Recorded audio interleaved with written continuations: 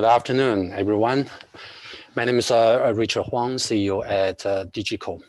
Thanks for coming. In the next 2 days, we'll address 2 hot topics in IT, green computing and Industry 4.0. We have invited some experts from the reputable research organizations and the industry leaders in these areas to talk about what green computing and Industry 4.0 are and what we can do. For today's session, 3 guest speakers will share their views. First speaker, Associate Professor of Engineering, Chee Pin from Monash University, Malaysia. Second speaker, Eddie Liu, ADLINK Project Manager and Business Development Manager, followed by Nate Chen, Associate Product Manager of Australia and New Zealand.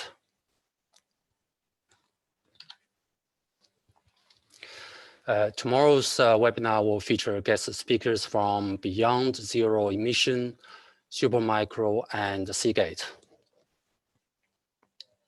So why do we choose these 2 topics for the webinar? For the green computing, as you may know, the current data center generates 2% of global greenhouse emission, equivalent to what the global aviation has created. And it is expected to be 9 to 13% by year 2030. With such a rate of increase, we're living in an environment that cannot be sustained in the future.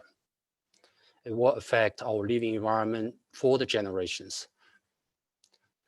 For IT, for example, how are we going to cope with the ones listed here, like legacy infrastructure, more computing power, more electricity consumption, and data search, and turning them into more environmentally responsible framework with high performance computing, resource saving design, sustainable procurement, and flexible infrastructure. It is time for business to address not only TCO, total cost of ownership, but also TCE, total cost to the environment. Every business is addressing these issues. IT is leading the way. So we bring the industry leaders to talk about what they are doing to reduce the emission rate. For our generation, we're lucky enough to see the progress and maturity of Industry 3.0, which is automation led by information technology in the last 40, 50 years, or maybe a little bit longer. We're now embracing the new wave, Industry 4.0. We will be living in a world where everything is interconnected, digitalized. Information will be made available immediately, exactly, and frequently as one wishes. People are excited about what Industry 4.0 meant for them, both to businesses and to individuals. Industry 4.0 is not a buzzword anymore. I'm sure you want to know more about this as much as I do. So I hope the next 2 sessions will share some of this information. I'm sure it will be fascinating. Just a couple of words about DiGiCOR. As you may know, DiGiCOR is well known in the ANZ market in the last 24 years of supplying customized servers, data storage, and workstations to businesses from the industry leading vendors like Supermicro, Intel, ASUS, Seagate, etc. We have helped thousands of customers for their core IT infrastructure, whether it be on premises or in the cloud. Our mission is to provide the latest and the high quality ICT infrastructure products and services to the businesses and contribute to their lifelong values.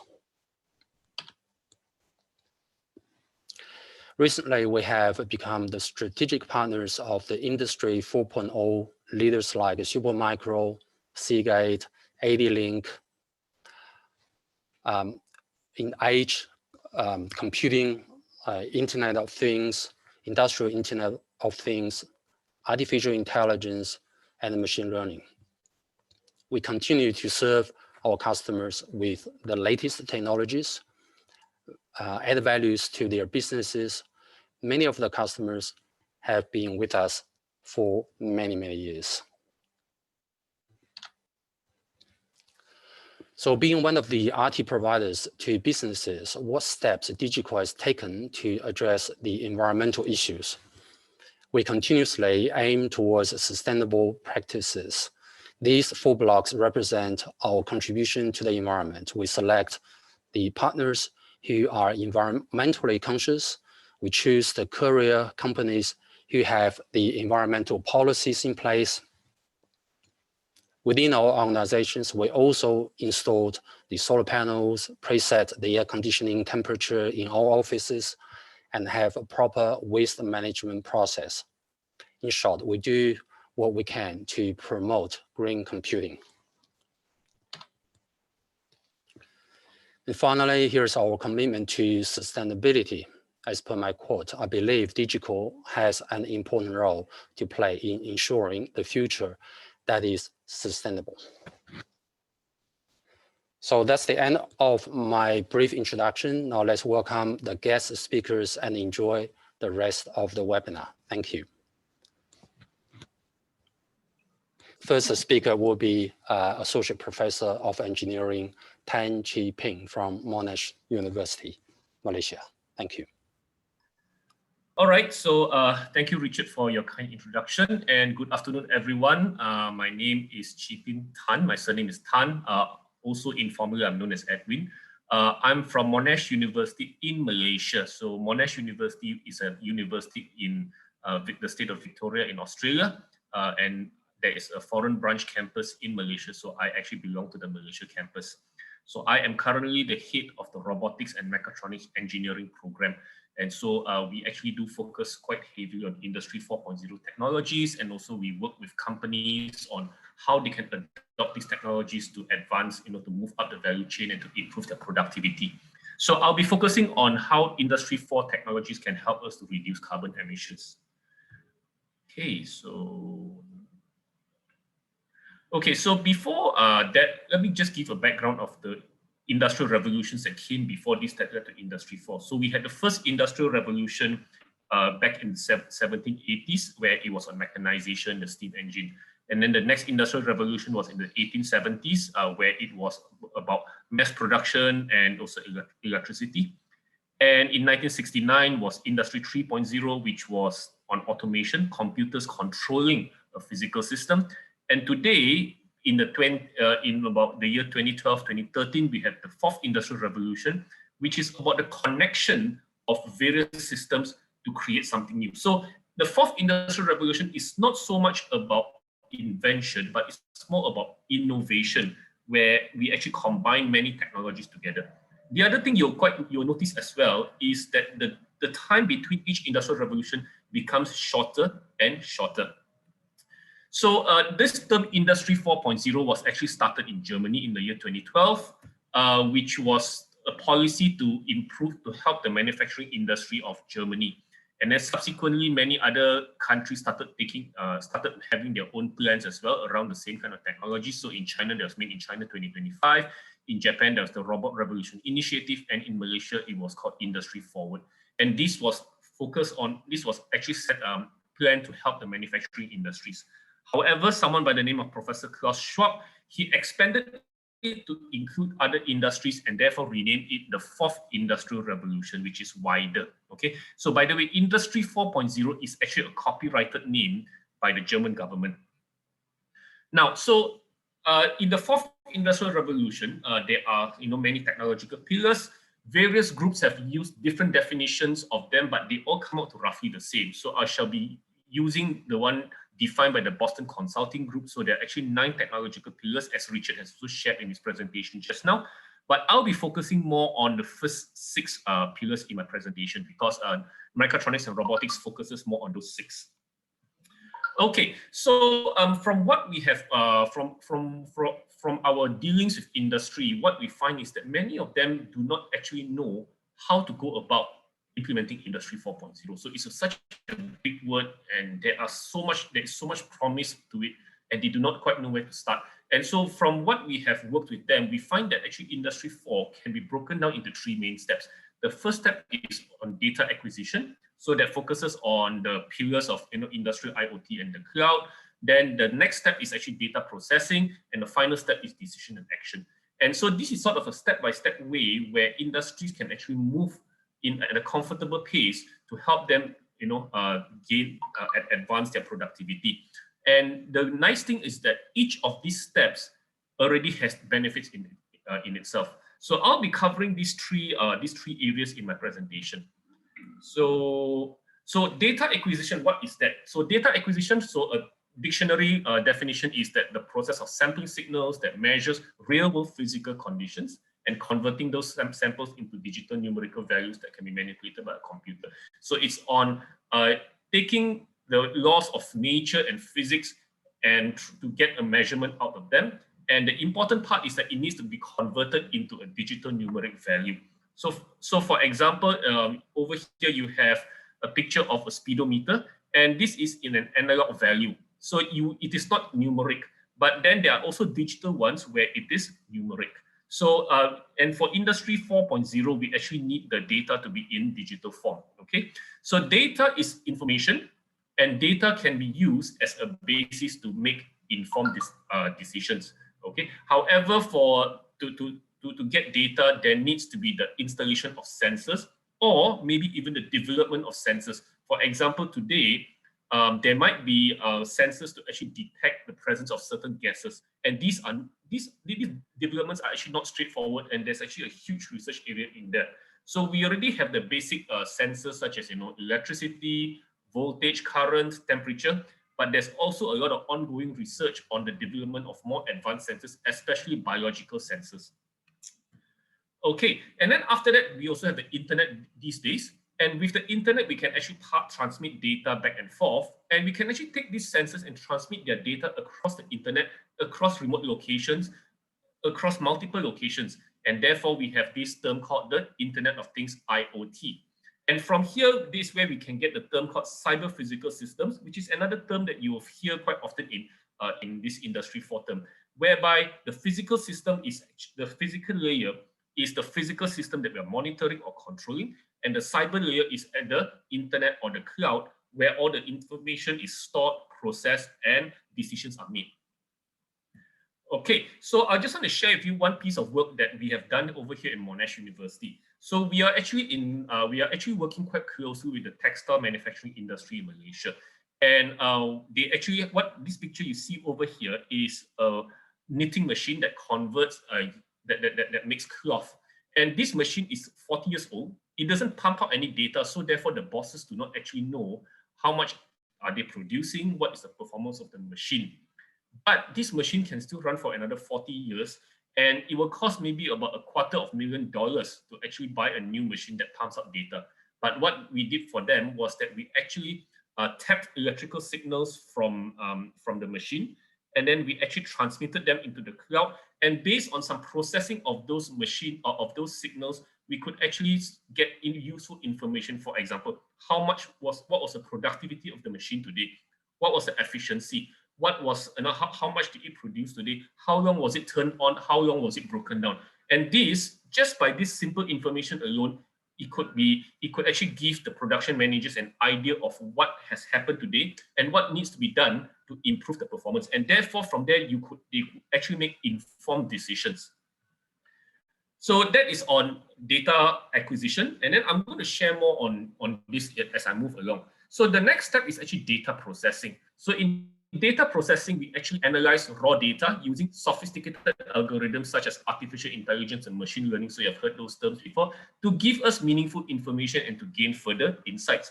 So one example that I want to share with you is a work that we are doing with Sunway City, Kuala Lumpur, which is actually where Monash University is located. So this picture you see over here is a very old picture of Sunway City about 50 years ago, where we have two big gaping holes over there resulting from extensive mining activities. So the developers of this township then rehabilitated the area, and this is what you have now, where you can see a lot of green around it. And Monash University is located quite near one of those lakes. And this is another picture of another lake.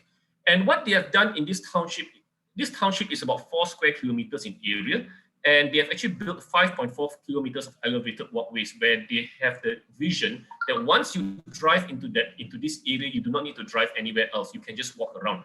But what they wanted to do was they wanted to actually, they wanted to know what was the utilization rate of these walkways so that they could take action on how to actually make more people use it. So we actually are working with them on actually on image processing, whereby if you see from this picture down here, we have the data of the camera footage, which is actually pixels, and we actually process it using some machine learning techniques, and from that it actually counts how many people are walking back and forth. And from this information, we could actually generate this kind of analytics where the management of Sunway City can then actually make informed decisions on what they could do to improve the walkability. They could also know what was the behavior of people, and at what times do they go to this and that. So that was on data processing. And then from there, once we have data, we process it, and we have gotten some intelligent insights. That is where we can take decisions and we can take actions, whereby this is decision and action is to take a decision or perform an action based on the data or information that we have to achieve a desired result. Now, these decisions can be manual, which is human operated, or it could be automatic, where a machine makes the decision for you. And these decisions could also be binary, discrete. That means, for example, just a simple on or off, 1 or 0, or it could be otherwise, where you have an analog value, maybe turn this a bit higher or lower. So that is the kind of decisions that we can take. So I'm going to show you some examples now. So in this city of Saint-Grégoire in France, they actually, in last year, they actually installed many sensors around the city. So there were energy use sensors, parking spot sensors, COVID refrigerator sensor sites, and all this information was then sent to a central server by this company Sensing Vision. And the staff at the city management could actually be notified by email or SMS for critical alerts. So for example, they would know if something was being turned on, but no one was actually using it. And from there, they could actually achieve a 43% reduction in energy usage, just in the space from October to January this year.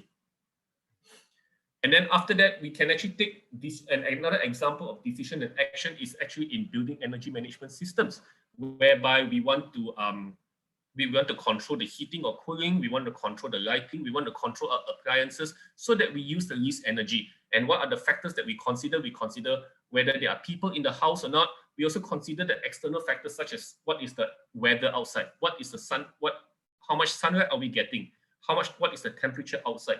So some examples of how decision and action can be used to help us to save energy at home. For one example is in smart meters, which actually provides real-time information on energy usage, and therefore a user can take action based on the information. So this is very manual. This is a very manual action where you just a person just reads the information, and then from there they will decide, okay, I will turn this off now, I will turn this on now.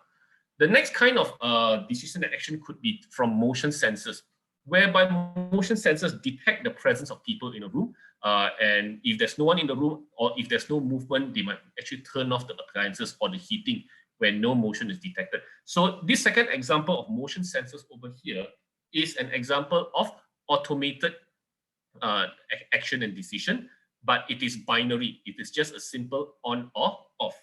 Then after that, we can go on to the next level where we have variable settings, where the action is not just binary, it is actually somewhere in between. So for example, we could adjust the air conditioning level or the heating level settings based on the ambient weather conditions. So you could turn it on by maybe extra 20% or 25% or 27%.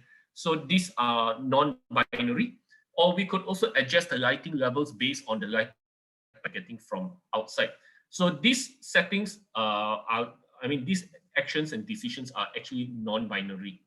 Or we could even go more advanced into predictions. For example, we can adjust your settings in advance. So for example, in the pre-COVID times when we would go out of our homes to work, we would actually be traveling and commuting. So based on your travel patterns each day, your home could actually start preheating about 15 minutes before your anticipated time of arrival. So this is based on past performance. So there's all sorts of things that you can do for building energy management. And what's the limit to this? The limit to this is simply your imagination. Okay, then the next example is actually in transportation systems, and transportation actually accounts for a lot of carbon emissions worldwide. That was during the pre-COVID times. After the COVID times, the numbers will probably have changed a little bit, but I think the principles still remain the same. So in taking action to reduce carbon emission at transportation systems could occur at the macro level, which is at the overall level, or the micro level, which is at the lower level where it controls the movement of individual vehicles. The main principle behind transportation systems are that acceleration, braking, and vehicle idling waste fuel and energy. And therefore, we want to minimize all forms of acceleration, braking, and idling. So one example that we can see, which is already being deployed in our world today, is the travel planning app, such as Waze or Google Maps, whereby these apps actually provide real-time information and updates on traffic condition. It tells you where will you actually have traffic congestion. It provides you the estimated travel time, so you can decide whether you want to travel now or you want to wait a bit later. And it also provides advice on the fastest route so that you spend the least time in traffic. And where do they actually make these decisions? They make these decisions based on the information that they get from other vehicles. So one example you can see over here is that you have a platoon of 5 vehicles, and only 2 of them are using Waze, for example. So they are just using the information from these 2 vehicles to actually process and make the decision, because not everybody will be using their app. And so if they detect that this vehicle is having a slowdown and this vehicle is having a slowdown, they can therefore conclude and process the data and conclude that they are having a traffic congestion in that area. Then there's also smart traffic signals. So these things are also deployed in some cities, not many, and whereby we have data obtained from cameras or vehicles to tell them to give information to the central controller on how busy a certain junction is. And therefore, what they can do is, for example, if there's a busy stream of traffic, they could prolong the green signal. But at the same time, there could also be priority given to emergency vehicles, provided the emergency vehicles are transmitting data as well. And it could be used as a means to help emergency vehicles go faster to their desired destination. Then this is a piece of research that I have done with my PhD students. So it was published in the journal called Applied Soft Computing. The concept behind this is on eco-driving on a hilly road, okay, on a road with slopes. So as you know, on a downslope, that's where you don't quite need to step on the accelerator so hard because there's gravity to help you. So in this particular piece of research, we took in information about of the road gradient ahead of us, okay, what kind of terrain we are moving on. And so this is the vehicle that we're controlling. It's called the host vehicle. And there's also a preceding vehicle whereby we do not know its driving patterns. And then there are also vehicles following behind us. So we actually set a certain algorithm to make the vehicle move at a constant speed for as much as possible, but also to save on petrol or to save on fuel whenever possible. So for example, when it's going downhill, that's usually when we actually step off the accelerator. We tested this algorithm on a sample road in the prefecture of Fukuoka in Japan, whereby this was a road profile that we tested on, which was about 2.6 kilometers. And this is this table here shows what is the improvement that we got from by implementing an algorithm. So N-S means as we drove from north to south, and S.N means we drove from south to north. So this is the percentage of savings, fuel savings for the host vehicle, our vehicle. And these 4 columns over here represent the vehicles that are following behind. And you can see that each of them also generate a certain amount of fuel saving by following the trajectory or the pattern of our vehicle. However, a lot of many actions and decisions for fuel saving in transportation systems are not so straightforward to implement. Many of them are still very futuristic. Why? Because if you're to do it at the macro level, you will need the authorities' approval, you will need city planners to come in, you need public cooperation, and it also involves usually a huge infrastructure cost. At the micro level, if you look at the control of individual vehicles, there's of course the issue of safety and ethics, which I think companies such as Tesla, they are still working through it now. However, in each of you, in your driving, you can make the difference by not accelerating so much, not braking so much, and saving fuel as much as you can possibly do. And I want to end this presentation by just introducing you to this concept called Industry 5.0. So we were just barely getting used to Industry 4.0, and there's already a new notion called Industry 5.0. However, do not let that scare you too much, because from what I have read and understood about Industry 5, it is an extension of Industry 4, but it focuses now on 3 areas. First is on respect for environmental boundaries, which is actually the environment. And so actually what this webinar is focusing on is actually moving towards Industry 5 already. And Industry 5 does not focus on the shareholder alone. It does not focus on profits alone, but it focuses on the stakeholders, which means that it involves the workers as well. Because I think one big issue in Industry 4 is, where are the workers in this? What happens to those who lose their jobs from this? And so therefore, and what about worker safety? And so Industry 5 now also makes Industry 4 look at the stakeholders, including the workers. And there's a final topic, there's a final issue that they look at, which is on resilience, on how can we create an industry that's future-proof, because I think the COVID-19 pandemic has actually laid bare some of the vulnerabilities that are being faced by many industries. All right, so with that thought, I will end my presentation, and thank you very much for your attention. Thank you for that wonderful talk, Chee Pin. And now we'll pass over to Will Liu, the Senior Account Manager for Australia and New Zealand, and Eddie Liu, the Project Manager and Business Development Manager from ADLINK. Thank you. Good afternoon, everyone. My name is Will Liu. Hello from ADLINK and from Taiwan. So I lead the ANZ sales team at ADLINK. And before Eddie's section, I would like to use simply 3 pages to introduce ADLINK to you. Okay, so as we can see in the first page, so ADLINK is now a 25-year-old company, and we became a public listed company since 2002. So 21 branch offices worldwide, 2,000 people as employees, and our revenue is around $350 million per year. Okay, so we had entered the Australian New Zealand market for more than 10 years, and over the time we have built numerous reference sites in the defense, in mining, in manufacturing, transportation, gaming, medical, healthcare, all kinds of industries and sectors. And yeah, the second page. So ADLINK is the top 3 embedded computing solutions provider in the world. So along the years, we have been working with key players in the industry like Intel for more than 20 years and NVIDIA as well. So we are the first industrial computer maker in the world who became NVIDIA's partners, premium partners 2 years ago. Okay, so as you can see here, we got a lot of ecosystem partners in the industry. Okay, and the last page I would like to share with you is first, all products of ADLINK are designed in-house and manufactured in-house.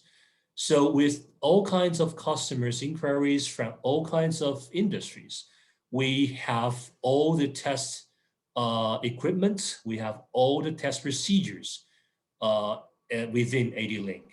Okay, so it's quite brilliant in terms of our size. Okay, we have all the labs at ADLINK. And I just want to add that for the coming few years, we have defined our product and the sales development strategies and sectors. And that would be AI, robots, and autonomous driving. Okay, because we have quite a lot customer base in the Asia Pacific region, up from Japan all the way down to Taiwan, Southeast Asia, and maybe in the ANZ market that requires the Industry 4.0 and some robotic solutions from us. Okay, so let me pass this to Eddie and have him to introduce the robotic solutions we have. Okay, thank you. Okay, thanks, Will. I'm Eddie from the ADLINK Robotic Division. So we're supporting the autonomous mobile robot hardware and software and ROS, robot operating solution system. So let me check what button. Sorry, because I have some video. So let me turn off my video first. Sorry, wait a minute. Sure, yeah, because of video, so in case we have some, okay, sure, thanks. So in the era of Industry 4.0, the factory and warehouse become smarter. So autonomous mobile robot plays an important role to make the factories smarter. Today, I'll share the trend from AGV to AMR, the trend of ROS, robotic operating system, and also ADLINK solution and some reference cases. The world changed very fast, and the modern warehouse and logistics customer would demand higher throughput. They want the AMR to become more efficient and capable of performing more tasks. They want quick and easy deployment. They want the AMR get up and running and upscale fast. Also flexibility to modify the production line. They want to modify and adjust to new settings in a short time and perform these tasks easily. How can we achieve so? So you see, traditional customer use the AGV, automatic guided vehicle, with fixed tape, track, or QR code. It is a cheap and mature solution. However, everything is fixed. So if a customer wants to change their production line, they need to redesign, or in some cases, remove the existing track and deploy a new one. It's very costly and time consuming. So in the new era of AMR, more and more customers prefer autonomous mobile robot because it can automatically create a new map in a new environment, do navigation and obstacle avoidance without any infrastructure. Even if the production line is changed, the AMR can easily adapt itself to the new environment. It provides higher value and scalability. So more and more customers want to transform their system into AMR. The AMR market is booming. According to market research, the market size grew from 300 million to 1 billion in 2026. It's about 16% compound annual growth rate. And the main area of growth comes from warehouse, logistic, fulfillment, as well as inspection and medical robot. So what exactly is AMR? Here are the key components. So the most important one is the robot controller. Here in ADLINK is ROScube. It's like the brain of the robot. It receives data from sensors and do some analysis and judgment that make a decision. So what are those sensors? The most common one are Lidar. Robot can use the Lidar to scan the environment, create a map, localize itself, and do obstacle avoidance. Another popular sensor is camera. It can collect images for object detection and recognition. We also offer expansion box, which can be used for robot arms or GPU-intensive application. So when we consider navigation, we also need wheels for motion and motion controller. It transforms a command from going to location A to location B into the actual direction and speed. So here's the hardware part. So how about the software? You can use ROS to build AMR for fast prototyping and implementation. ROS1 and ROS2 enables you to build upon years of experience and shorten development time. According to the ABI research, more than 50% of robots would use ROS in 2024. The reason for it is because there are many ready-to-use packages available for development. And what is ROS? We can compare a computer or phone to a robot and see the similarities. On laptop, we have Windows or Linux. On mobile phone, we have iOS or Android. On robot, we have ROS, Robot Operating System. And on laptop, we have hardware such as GPU, audio, Ethernet, etc. On ROS, we have motor, camera, Lidar, GPS, and robot arm. For the application, on the desktop, we have Office, Messengers, Teams. On robot, we have SLAM, motion planning, AI, and etc. SLAM means simultaneously localization and mapping. It's a very common technique for map creation for a new environment. And ROS has been layered since 2010, and there have been several distributions. And why companies use ROS? Because it provides fundamental building blocks for developers, so they don't need to reinvent the wheels. For example, sensor fusion, navigation, motion planning, and visualization. And here's a short video showcasing how the robot can discover its surrounding and create a new map. So here's a robot in a new environment. In the beginning, it's dark. So the robot will go through different places, use the LiDAR to scan the environment. So you can see as the robot goes by, go to anywhere, then the map becomes more clear and more comprehensive. So you already create a map. So after the map is created, you can also assign the robot to do different tasks. In this case, it will go to station 1, 2, 3, according to our predefined route. We can also do some define if the power is low, the battery is low, it will detect and go back home. So detect the arrow and go back home. So you can easily build this kind of demo with ROS. And why do we need ROS2?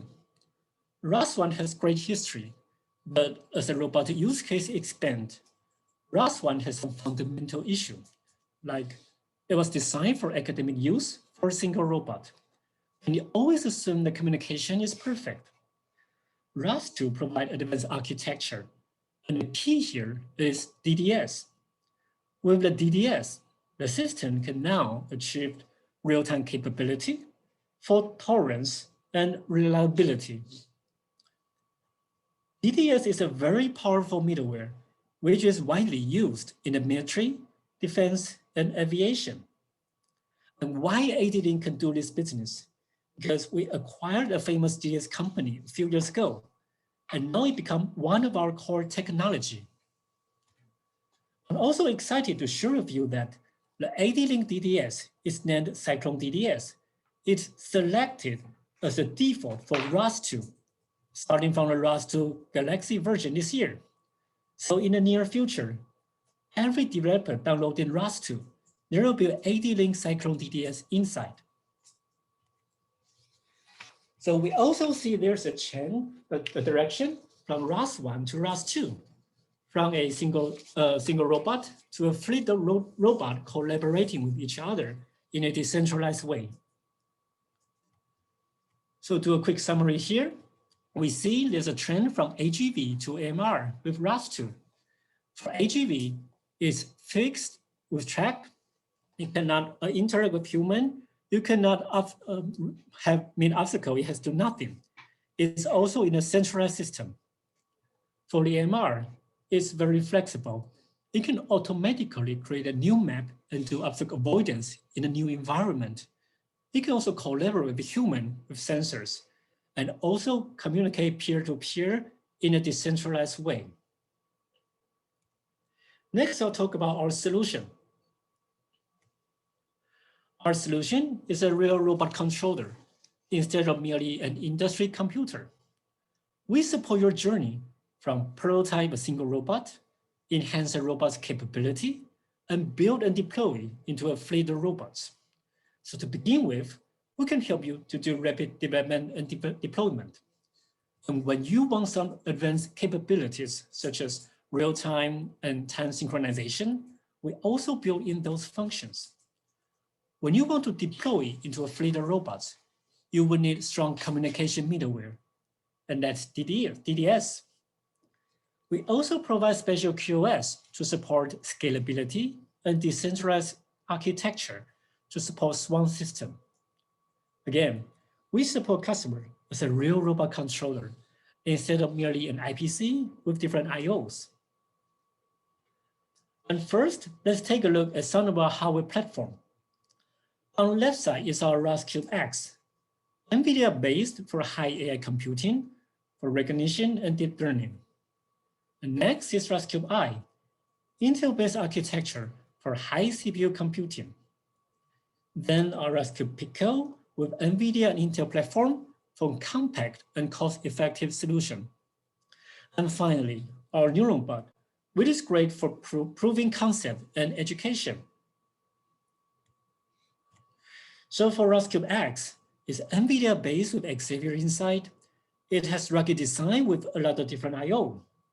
Also, we have a lockable USB.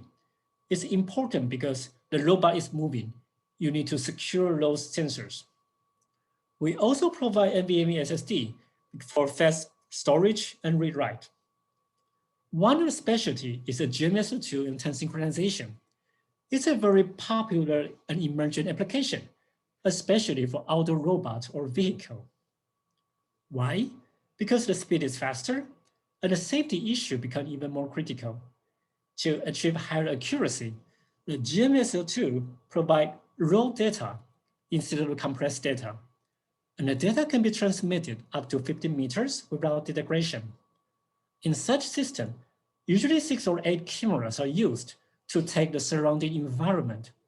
And those image frames need to be stitched together. If there are delays for image frames, then the accuracy will drop. So the time synchronization is essential to ensure all the image frames have the same timestamp. Next, here is our ROScube Pico, NX and Nano.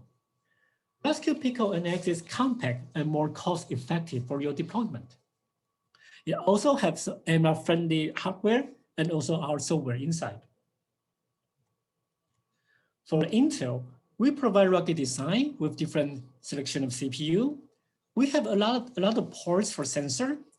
And if you want to use both high CPU and GPU, we also provide an expansion box so you can have your GPU here. For ROScube Pico Tiger Lake, it's Intel-based with the latest powerful Tiger Lake version. It has great computing power with very low power consumption. The size is small and cost-effective. It also has Iris internal GPU, which is also very strong. You can leverage your Neuron bot to do development and prototyping, saving large data costs, improving concept, algorithm, and application. Quick done to code with power for open source ROS library and packages.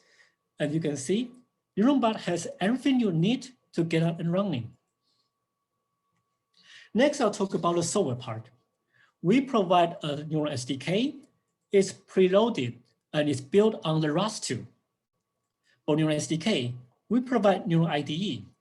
It's a development environment for compiling and editing robot application. You can easily develop, test, and deploy robot.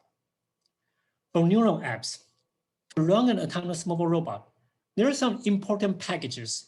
We already include, verify them with simple code. So you can use it as a reference design.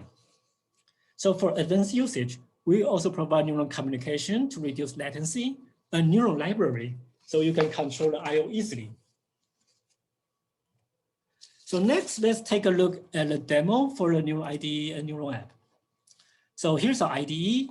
You click on the SLAM app. Then it is used to create a new map in the environment. So you can easily see the README page. You click and run on SLAM. So you'll start the simulation environment. So here is a robot, and here is a new environment. So you can control the robot with your mouse. So you see the robot is moving, turn left. As the robot moves by, you can see the map become more and more clear because you can scan the new environment. So after a new map is created, you can save the map, and you can see your source code and your map. So you see, if you want to do a robot demo in a simulation environment, you don't even need to input a single code at all. You just need to use your mouse, click, and you're all set. So another challenge in the robot application is the big file transmission intra-machine. The big file transmission could cause latency, especially in the mission-critical application. From time to time, there are large file transmission between nodes like 3D images, Lidar, point cloud, high resolution images, etc. There is possibility for latency, which could have a safety-related impact. So how can we improve our platform and performance against the large data transfer? So here's a demo. We use the open source ROS compared to our ADLINK ROS SDK. We make the CPU is full loaded and streaming from the camera. So you see on the left side, the FPS is around 3 to 10 with significant delay because the CPU is already full loaded. And on the right side is our ADLINK ROS SDK. You see the FPS is 30 and the video streaming is very smooth. So now you imagine the data for self-driving car or autonomous mobile robot is based on left and the right. FPS, if the FPS are low with the bad quality, making this decision based on this type of data could result in a wrong outcome. So how can we achieve the smooth data transmission? Because we have the inter-process communication via shared memory. Let's take a traditional way versus our optimized way.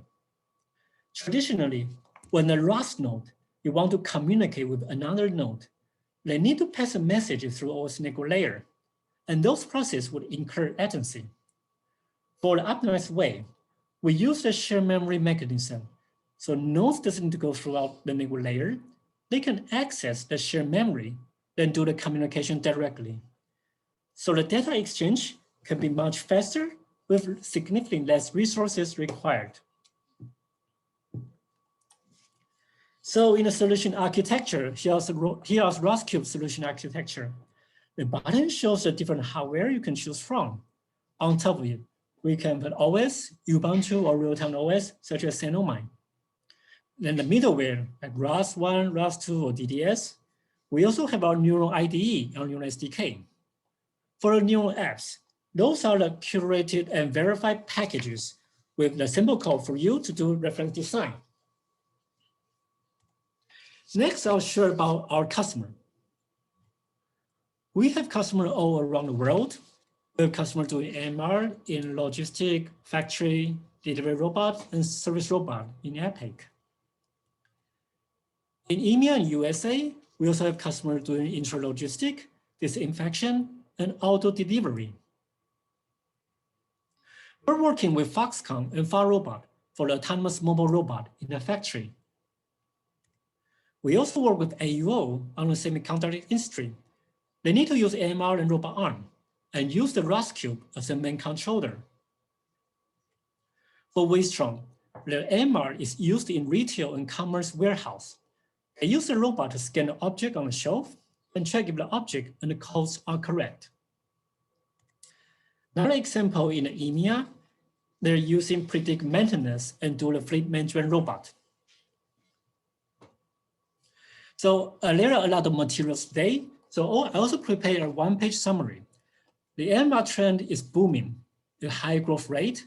There are different applications like the warehouse, logistics for Industry 4.0. The major users are ROS1, ROS2, or AGV. There are different challenges for building the autonomous mobile robot, and we provide a solution to it accordingly. We offer a high AI for ROScube X, ROScube Pico and X, high computing for Intel-based like ROScube I or Intel Tiger Lake. For fast prototyping, we provide Neuron bot. We also had a lot of reference cases. We have our software, Neuron SDK.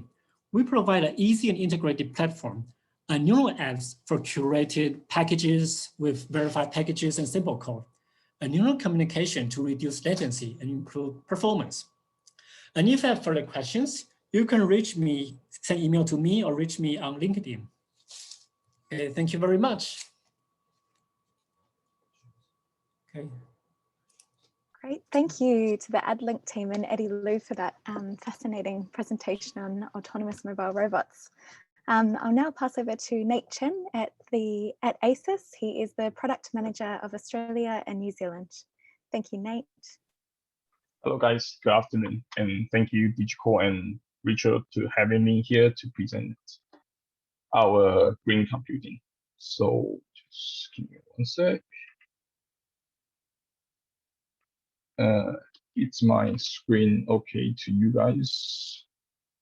Yes, we can see it. Thank you, Nate. Yep. So ASUS, all right, so this is our slogan, in search of incredible. So ASUS is always passionate about technology driven by innovations. We're always searching for incredible ideas and experience. So we're trying to deliver an effortless and joyful digital life for everyone. This is our kind of like mission from ASUS. And Sam, I would like to just give a bit of background of ASUS global offices. So we serve across 71 countries, and we have more than 50 of them as established operation base.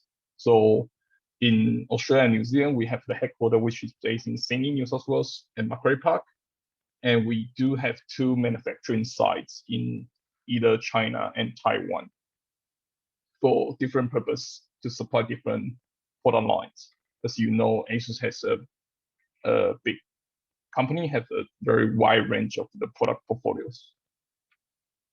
Even we have the global reach, but we do have the local touch. So we have hundreds of the local service center across global.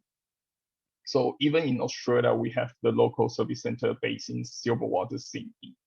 So that's how we provide the service to our partners.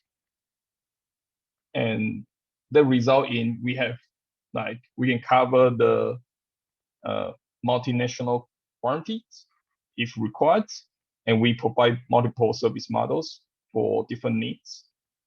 And at the same time, DiGiCOR also being a partner will be able to add on the value into service level as well.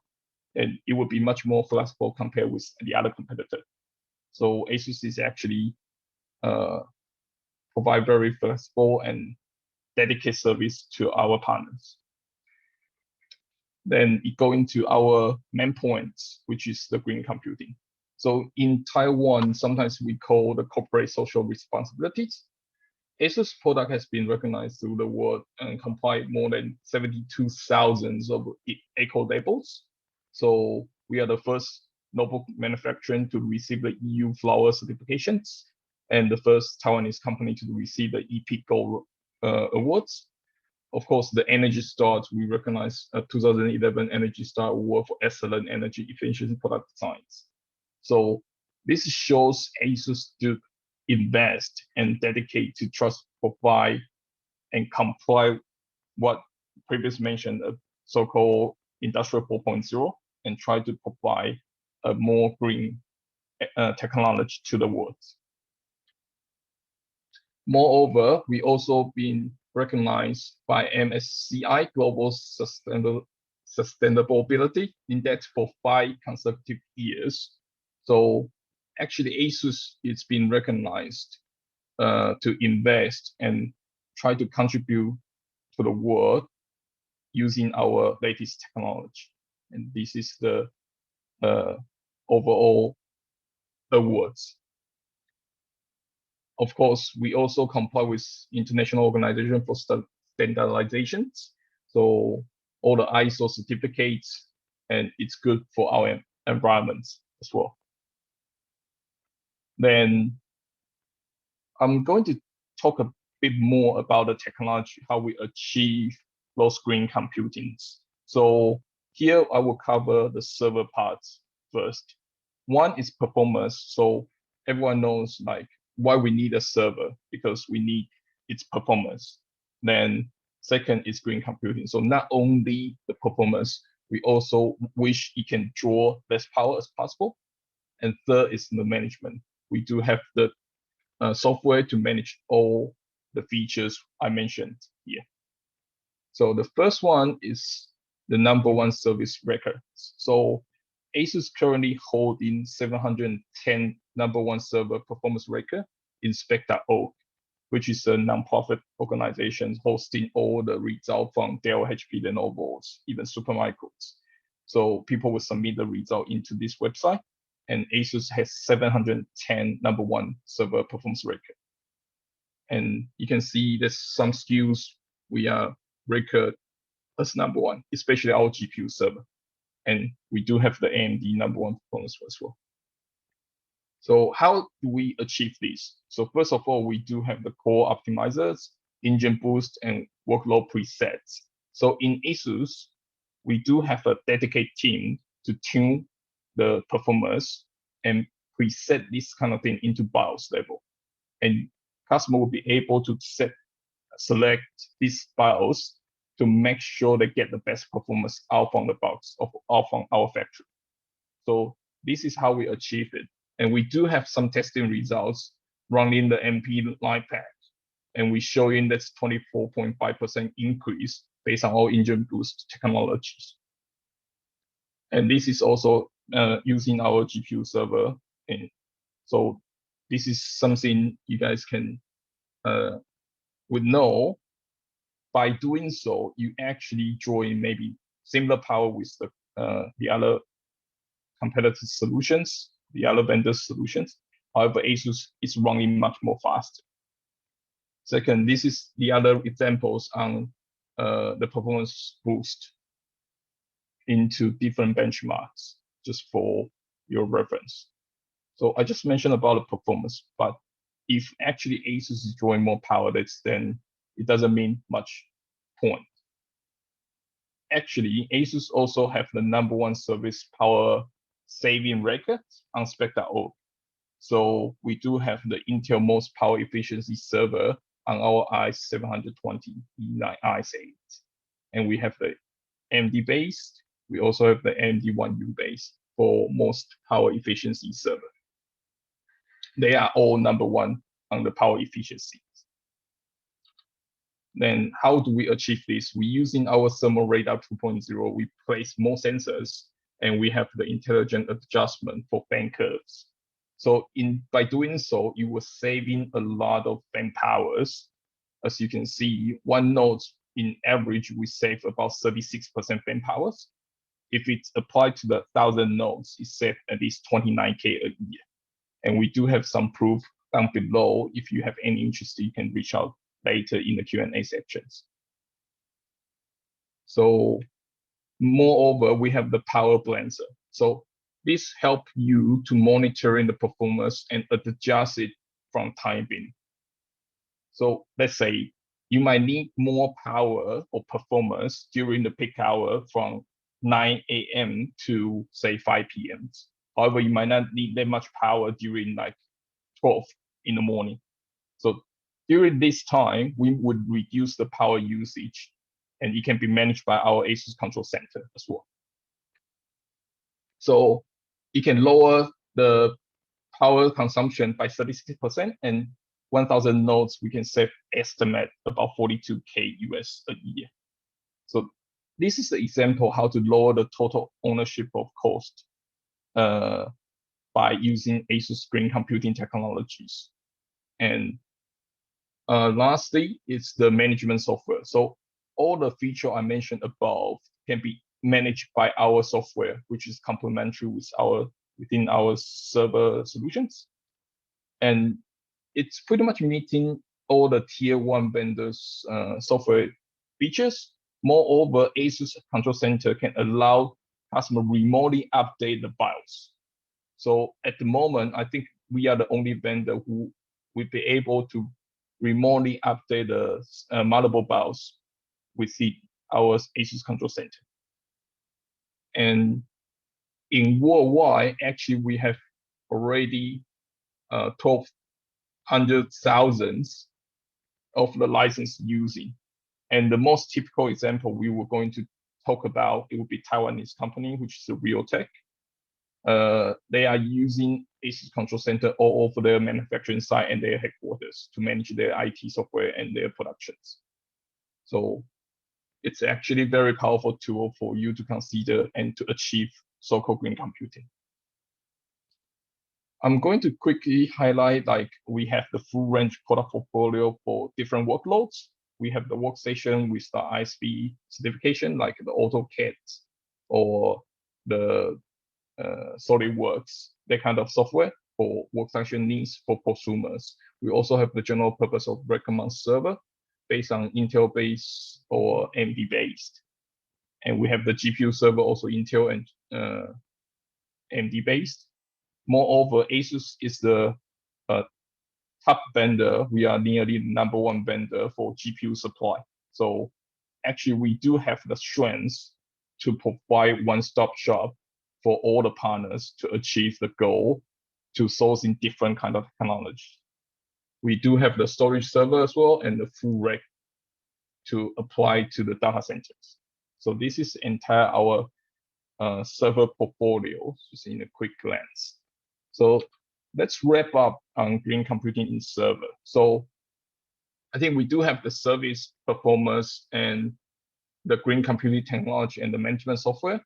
The result, we actually won the world leading tier 1 social media company that adapt ASUS server technology, because our green computing technology is saving their electricity, and they lower a lot of the TCO from their point of view. Of course, this is due to the non-disclosure agreements. We are not able to name the company, but this is something you can take as a reference. Then I will quickly introduce our IoT as well. This is our newly formed business group. So I think a lot of people, previous speaker already mentioned about the future industry would be based in network, and the AI and Internet of Things would be the future direction or future trend. Then we just newly formed this business group, have more resource and dedicated investment to developing in this area. And we also partner with like the tier 1 vendors, Google, Intel, Microsoft, and we have a lot of solutions based on these cooperations. We also know industrial computer sometimes takes a lot of customizations. So in ASUS IoT, we were able to provide you plan designs and validation and end-up productions, and we would be able to fully customize for our customers to meet their needs. And this is our unique powers to achieve this goal. We do have the R&D resource to able to help your partner to achieve the goal as well. So if you do have any kind of requirements, please do reach out to us, and we will be able to help you on this. So vertical focus for IoT, we do have the automations. So actually in Germany, Mercedes-Benz are using ASUS server for their production sites. Healthcare, we have co-worked with Japan, Canon Medicals for their all MRI systems or X-ray systems. And we do have different kind of accessible case in different industrials. Even gaming, we are trying to engage with like T1 vendors in the gaming industry for huge next-gen product as well. So this is all our successful case and focus. If you do have different kind of needs, please do reach out to me for further details. And here's our full range of product segments for ASUS IoT. We do have the intelligent edge computers. This is the industrial level, wide temperature tolerance, and with longevity supply. And not to mention about our motherboards. So ASUS is the #1 motherboard manufacturers and the vendor for motherboard making. So we do have the very wide range of industrial motherboard and server motherboard as well. In the same time, we have the ARM-based single board computers that allowed you to use it as a makers or to try to do your entrepreneurship ideas, achieve your dream. And software capabilities. Last, we do have the AI accelerators. This is partnered with Google. We're using the Google TensorFlow processing units. They call TPU, and it's actually optimized for the Google TensorFlow framework using in AI capabilities or inference, we call it. And this is pretty much all the things we're currently covering at the moment. However, as I say, we will be able to cover and customize any kind of different demands. So if you do have anything, don't hesitate to reach out to me. I hope I provide very informative information to you, and hope it covers how ASUS achieve our green computing and the technology we use it. Thank you, and that's it. Thank you so much, Nate. That was a great presentation. I actually have that's all of our speakers for today, but I've got some questions that have come through for you, Nate. If you don't mind me asking, I'll just go with you because you're the last speaker. Yeah, you're welcome. Thank you. So how do you work with your suppliers to keep them in line with compliance declaration? So compliance declaration, what do you specifically means? I've just got compliance declaration. So what are your licenses and agreements do you have for sustainability? All right. So in terms of each product, it does have the certifications. So it's really hard to know what the question point at. But put it this way, in overall, ASUS will have our product information listed once it's been published. And within the box, you will have all the certificate in the box to comply all the environment certifications, EMS for safety. So it's really hard for me to cover everything for product line because ASUS has very wide range of products. Yes, but they do. In short, you can find in the box. Pretty much that's an easy way to find how ASUS comply the certifications. Wonderful. For their product. Great, thank you. Thank you. And I have another one here. What is the use case of your IoT products and target industries? All right, that's a very, very big question actually. So I can take one example. So we recently working with Australia-based company, and because so far we can't really name them, but they are actually for smart retailing and smart warehousing. So they're using our edge computers with cameras, analyze their workload in their factory, also the safety features. And this is the project we're currently developing. We do have a successful case in Taiwan, which should be able to name their name, which is Bridgestone, the tire company. And we are adapting the safety sensors among their Taiwan manufacturing. So we monitor every work's positions, their actions, if they comply with the regulations. So this is something we do, and we actually have a very, very wide range of the solutions. So if there's any specific demand or industry you want to ask about, that would be easier for me to elaborate more in that sense. I think that's fine for the time being. Thank you for covering that. Yep. And I've got one final question for you. Do you have any products in your portfolio for robotics? We do, but it's not available in Australia and New Zealand. So it's called Zambo. So it's available in Taiwan. It's our robotic prototype things, and you apply a lot of modules.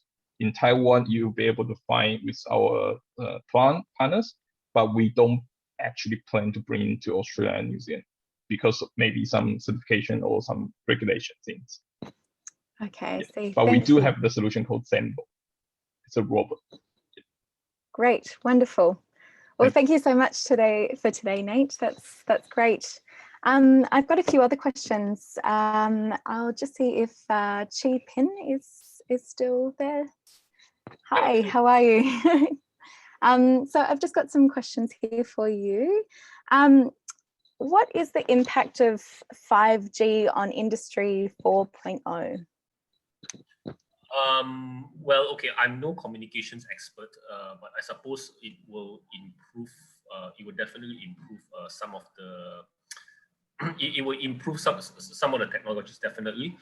Certain technologies might not need a fast internet connection, such as the knitting machine that I showed you just now. It's not a time critical kind of machine that that needs an update every half a second or every 10 milliseconds or so. So I think for certain applications, there's no impact. On other applications, maybe for example, if you're going to use this for aircraft control or something, then of course I think that is going to be an impact there, a positive impact. Great, thank you. And I've got another one here. What is the difference between lean manufacturing and Industry 4.0? In certain, from what I understand, in certain areas they are similar, but I think the main differences in lean manufacturing would be, well, I think you would use Industry 4 technologies to help you to achieve lean manufacturing. So I think that's where the difference lies, because in Industry 4.0 you have optimization algorithms that help you to eliminate waste in your manufacturing. So I would say that lean manufacturing is a product of Industry 4 technologies, and is also a subset of it. Great, thank you. And the final question that we have here for you is, is Industry 4.0 the same as industrial IoT? Industrial IoT, I would say, is a subset of Industry 4.0 because, as I mentioned in my presentation, the IoT is one of the pillars of Industry 4. I mean, there are other areas, such as additive manufacturing, cybersecurity, which are related. Not additive manufacturing though, but yeah. So I would say that industrial IoT is one big part of it, but it's not the whole thing. Great. Thank you so much, Chee Pin. It's been wonderful. Thank you for answering those questions. So I'll just pass over. We've got some questions here for, where are we? For Eddie, from Eddie Liu. From ADLINK, yes. if you're still there. Hi, Eddie. Thank you. Thank you for your presentation. So we've got a question Any here. questions? Yeah. So does ADLINK ROS support real-time programming? Sorry, ADLINK ROS support real-time programming. Sorry, the internet is not stable. Could you repeat again? Sorry, so does ADLINK ROS support real-time programming?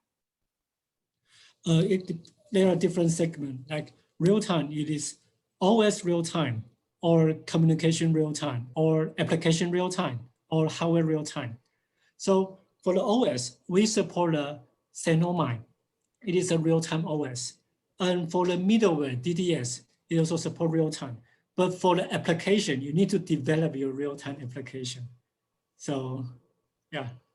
Thank you. Okay.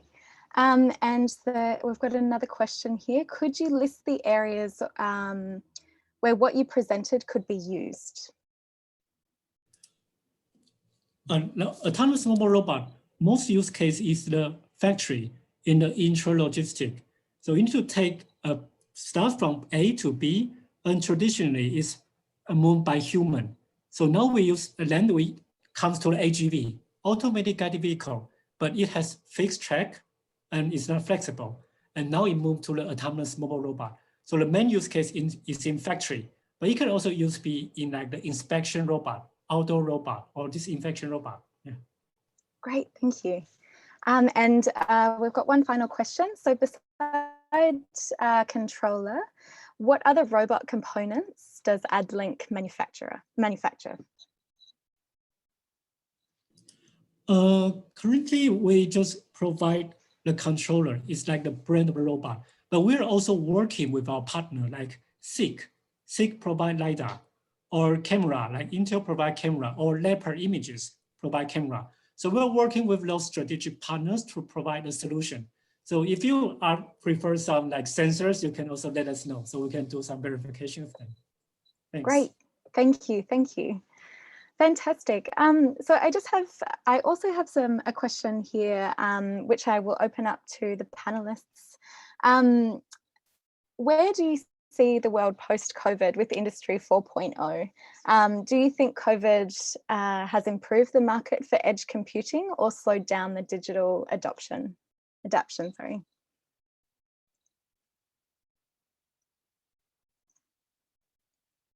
Is there? I'm Eddie, I can share a little bit. Since the COVID, because factory digitalization has moved faster because they don't want human be in a factory to be contagious to each other.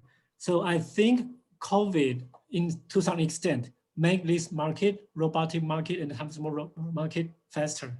Yes. Great, thank you. Thank you for that, Eddie Liu. And another question that might be directed for you, or open up to the other panelists, is what would be the impact of robotics for a COVID-safe supply chain?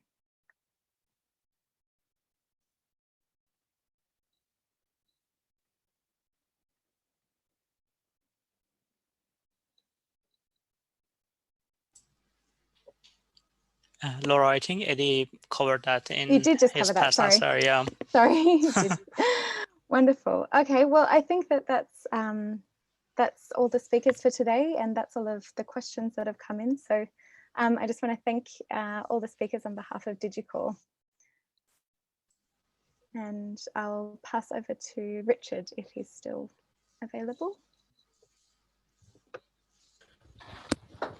Yeah, thank you very much for coming. I think today's session is quite informative, and hopefully you found the same way as I did. I think it's not only just the theory, we're talking about the trend, we're talking about new wave. We see a lot of products actually in action. I think that will be fascinating to see in the coming years. For tomorrow, there will be more information about these areas from different angles, different vendors, and hopefully after that we can have better understanding on what really this green computing and Industry 4.0 can bring to us in the years to come. Thanks again. See you tomorrow.